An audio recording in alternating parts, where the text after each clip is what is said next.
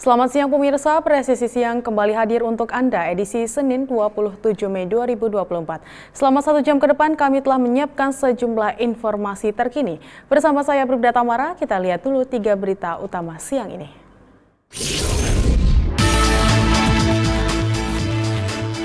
Divisi Humas Polri meraih penghargaan SSDM Awards tahun 2024 dalam kategori Input Data Indeks Profesionalitas SSDM Polri. Penghargaan ini diberikan langsung oleh Asisten Kapolri Bidang SDM kepada Kabag Renmin Divisi Humas Polri. Ditpol Airut Polda Nusa Tenggara Barat menangkap 23 pengebom ikan di Nusa Tenggara Barat. Para pelaku ditangkap melalui operasi yang digelar sepanjang Januari hingga Mei 2024.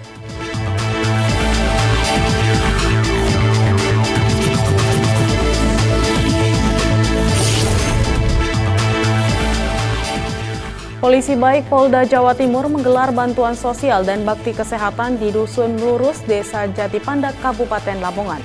Kegiatan ini merupakan penyerahan bantuan renovasi gedung SDN Jatipandak.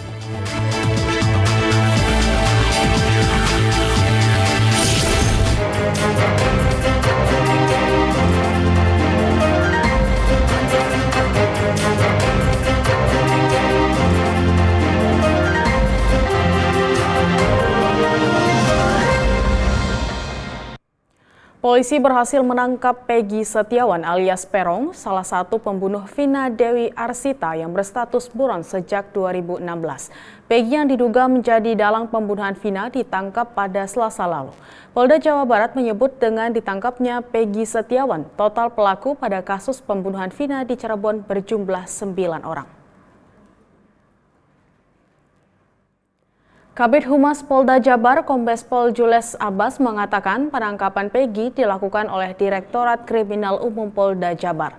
Proses penangkapan terhadap Peggy berlangsung lama karena pelaku mengubah identitasnya menjadi Robi Irawan saat pindah ke Ketapang, Kabupaten Bandung pada 2016. Kombes Pol Jules Abbas juga mengungkap bahwa Peggy alias Peron merupakan otak pembunuhan Vina di Cirebon. Peggy merupakan pelaku yang mengajak pelaku lain untuk mengejar Vina. Usai penyelidikan lebih lanjut, Kombes Pol Jules Abbas menerangkan bahwa hanya Peggy yang menjadi DPO dari kasus pembunuhan Vina Cirebon. Sementara 8 tersangka lainnya sudah diadili dan menjalani hukuman penjara. Vina Eki yang telah diputus oleh pengadilan terhadap 8 tersangka lainnya, dan saat ini kita sama-sama menyaksikan bahwa di sebelah saya telah berhasil diungkap 1 tersangka lainnya. Untuk itu saya akan sampaikan rilis pada hari ini. Peran PS alias Peron alias Robi Irawan berdasarkan keterangan dari saksi pada tanggal 20 Mei 2024, berdasarkan keterangan saksi pada tanggal 22 Mei 2024 dan 24 Mei 2024. Saksi bekerja di sekitar TKP selama 5 tahun dan saksi mengenal wajah orang-orang yang biasa nongkrong di depan SMP Negeri 11 Cirebon, namun tidak tahu namanya. Pada saat kejadian, saksi mengenali 5 orang wajah yang menjadi pelaku, termasuk salah satunya PS alias Peron alias Robi Irawan. Modus operandi melakukan tindak pidana turut serta melakukan pembunuhan berencana dan turut serta melakukan perbuatan kekerasan, memaksa anak melakukan persetubuhan dengannya terhadap korban atas nama Rizky dan atas nama Vina dengan menggunakan alat berupa kayu, batu, dan senjata tajam sampai meninggal dunia. Sementara itu, bulan 8 tahun tersangka pembunuhan Vina yakni Peggy Setiawan alias Peron alias Robi Irawan terancam hukuman mati. Penerapan hukuman ini karena dilatar belakangi dugaan polisi bahwa Peggy merupakan otak pembunuhan ini. Menurut Kombes Pol Jules Abraham Abbas, Kabid Humas Polda Jabar, pihaknya menerangkan pasal berlapis kepada Peggy, yakni pembunuhan dan perlindungan anak.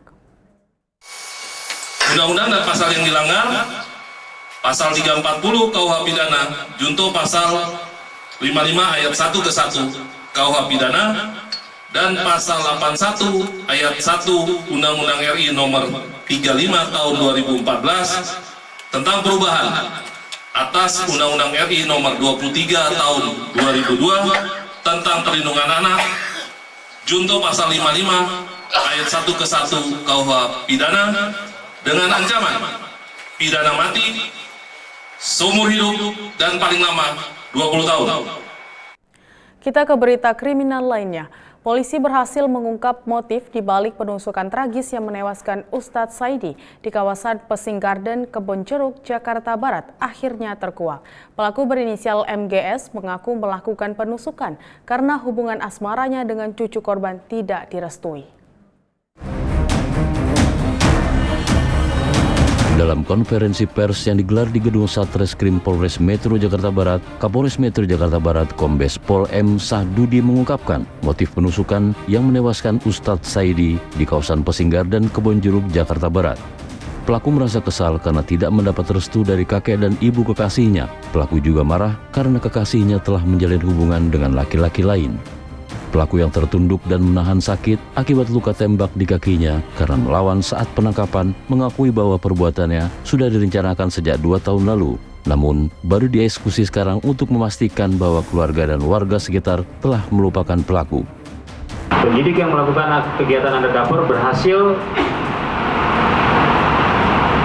menemukan aktivitas pelaku di rumahnya di Kampung Muara Bahari, RT 09 RW 15, nomor 4, Tanjung Priok, Jakarta Utara. Setelah memastikan ciri-ciri pelaku sesuai dengan apa yang sudah dilakukan proses penyelidikan dan juga barang bukti kendaraan bermotor yang digunakan oleh pelaku dalam melaksanakan aksinya, maka penyidik langsung melakukan penyergapan dan penangkapan terhadap pelaku. Pada akhirnya pelaku diketahui bernama MGS alias Galang, umur 24 tahun. Saat ini yang bersangkutan tidak bekerja, status belum menikah, alamat sesuai KTP di Warujaya RW 04 Parung, Kabupaten Bogor, Jawa Barat. Penusukan terjadi pada pertengahan Mei tahun 2024 saat korban hendak melaksanakan sholat subuh di Musola Uswatun Hasanah Pesing Garden. Pelaku tiba-tiba menyerang dari belakang dengan pisau ketika korban sedang mengambil air wudhu. Korban yang terluka parah segera dilarikan ke rumah sakit Geraha Kedoya oleh pihak keluarga.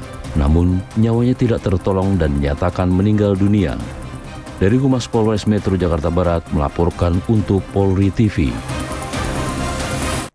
Ditpol Airut Polda NTB menangkap 23 pengebom ikan di Nusa Tenggara Barat. Para pelaku ditangkap melalui operasi yang digelar sepanjang Januari hingga Mei 2024. Direktur Pol Airut Polda NTB Kombes Andre Gama Putra mengungkapkan para pelaku beroperasi menggunakan bom ikan di perairan Teluk Rano, Sumbawa, dan perairan Seriwe, Lombok. Ini mereka dapat dari mana? Kemudian Direktur Pol Airut Polda NTB Kombes Andre Gama Putra merinci para pengebom ikan yang ditangkap 7 diantaranya berasal dari Bima, 7 dari Sumbawa, dan 10 orang dari Lombok Timur. Polisi juga mengamankan sejumlah barang bukti berupa bom ikan, detonator, bahan peledak, kompresor, aki, dan barang bukti lainnya. Menurut Kombes Andre, 1 botol bom ikan yang sudah dirakit, para pelaku bisa menghancurkan terumbu karang seluas 15-20 meter. Saat ini para pelaku tersebut sudah ditetapkan sebagai tersangka. Mereka dijerat dengan Undang-Undang Perikanan dan Undang-Undang Darurat. Mereka terancam hukuman paling rendah 9 tahun hingga 20 tahun. Selalu ada penegakan hukum, tapi tetap aja selalu terjadi. Destructive fishing tentunya sangat merugikan anak bangsa. Kalau dibiarkan, maka ikan yang ada di rumah ikan yang ada di perairan NTB khususnya akan hilang. Mungkin nanti dari Ibu DKP yang bisa detail menjelaskan. Kalau dibiarkan, maka 10 tahun lagi di NTB udah nggak ada ikan lagi. Karena ini sudah terjadi di beberapa daerah, sehingga kami dari jajaran kepolisian, khususnya Direktorat Polair, melakukan upaya penegakan hukum secara maksimal, tapi tentunya ini harus mendapat dukungan dari semua pihak. Polisi tidak bisa bekerja sendiri. Harus ada dukungan dari beberapa stakeholder, sehingga ada solusi bagi mereka yang ada di belakang ini. Kapolrestabes Semarang di Aula Polrestabes Semarang merilis ungkap kasus peredaran narkoba dengan menangkap Robitoh, seorang tersangka utama, dan menyita sabu dalam jumlah besar. Robitoh mengaku barang tersebut diambil dari kebun di kawasan industri Candi untuk dijual eceran di Pekalongan.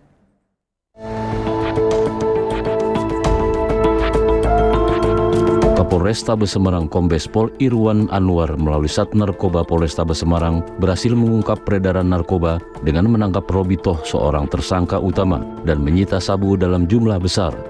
Operasi berlangsung di lampu merah Jerakah, Jalan Siluwangi, Kelurahan Purwoyoso, Kota Semarang. Saat Robitoh digeledah, polisi menemukan tas selempang berwarna hitam berisi 2 kotak berwarna kuning dengan masing-masing kotak berisi 2 klip plastik berisi sabu dengan berat total 2 kg. Atas nama tersangka Robitoh ini dengan barang bukti 2 kg sabu, juga melalui proses pembelian terselubung yang dilakukan oleh tim dari Satuan Narkoba dengan barang bukti 2 kg sabu-sabu, dan ditangkap pada tanggal 14 Mei kemarin, ya, kurang lebih maghrib 17.40 sore, dan terjadi di traffic light Jerakah dan Siliwangi Ngadiat. Saat diinterogasi, Robitoh mengatakan sabu berasal dari Mr. N yang diambil di kebun kawasan industri Candi dan diinstruksikan untuk dijual eceran di Pekalongan. Robitoh dijanjikan upah sebesar 20 juta rupiah, namun saat ditangkap baru dibayar 1 juta rupiah. Dari Humas Polrestabes Semarang, Jawa Tengah melaporkan untuk Polri TV. Menteri Perdagangan Zulkifli Hasan memimpin ekspos temuan gas LPG 3 kg di stasiun pengisian bahan bakar LPG di Tanjung Priuk, Jakarta yang tidak sesuai takaran. Penyegelan dilakukan karena ditemukan adanya ketidaksesuaian pelabelan dan berat. Gas LPG yang ditemukan dan disegel berkurang 200 hingga 700 gram.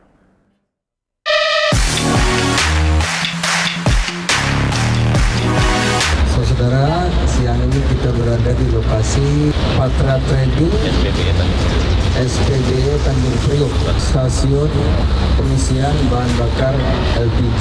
Kita sudah cek, ini LPG yang 3 kilo yang sangat diperlukan oleh masyarakat luas, ya. Setiap hari digunakan, setiap hari dipakai. Ternyata setelah kita cek, nah ini hari ini kita temukan harusnya 3 kilo, ternyata isinya antara 2,8 sampai 2,2. Ya, ini sudah ditemukan 11 titik, itu rata-rata satu hari dihitung kerugiannya hampir 2 miliar satu hari. Jadi kalau 11 bayangin banyak, apalagi kalau di Indonesia. Oleh karena itu terima kasih teman-teman ini dari pengawasan. Saya berharap disebarluaskan agar masyarakat tahu dan pelaku usaha di sektor ini juga mengetahui dan menghentikan segera kegiatan culas curang yang merugikan masyarakat itu. Kita juga mengimbau para bupati, wali kota untuk turun ya melakukan pengawasan, baik pada gas 3 kilo, pom bensin, ada gas 12 kilo, ada timbangan lainnya termasuk air dan sayur.